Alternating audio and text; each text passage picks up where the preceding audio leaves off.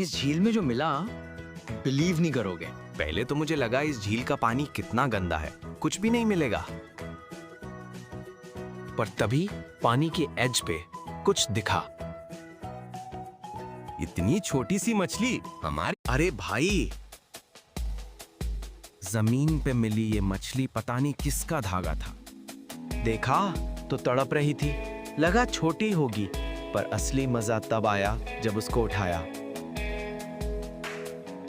जल्दी आओ, ये देखो क्या निकल दिया।